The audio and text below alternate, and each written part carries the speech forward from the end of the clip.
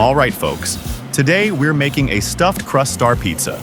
Yes, the kind of pizza that looks festive the moment it hits the table. Perfect for a cozy Christmas evening with friends. Something fun to tear apart and share. Let's start with the base flavor. A simple basil tomato sauce. It's fresh, bright, and honestly, it does half the magic for you. I like to stir in a pinch of oregano, a crack of black pepper, and just a drizzle of olive oil. It wakes up the tomato and gives you that proper Italian aroma the moment it warms up. While the sauce rests, let's get the oven preheating, nice and hot, around pizza oven territory. Now grab your dough. This one's already been fermented, so it's soft and airy. A little flour on the table, and we gently stretch it out. Don't rush it. Let the dough tell you where it wants to go.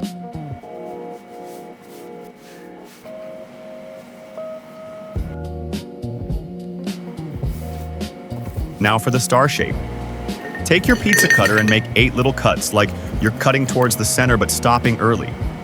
Roughly a thumb's length. Don't overthink it, just keep the slices even around the circle. At each of those 8 cuts, tuck in a small amount of mozzarella. This is our secret stuffed crust. Add just a touch of tomato sauce on top, then fold and seal each little corner. Once all 8 points are wrapped, spread tomato sauce in the center.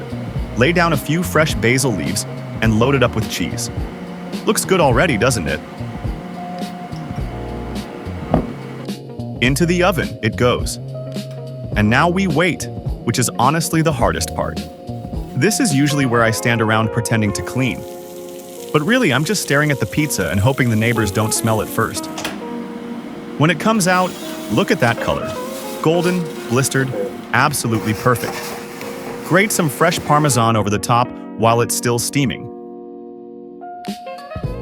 And finish with a few more basil leaves for that pop of freshness.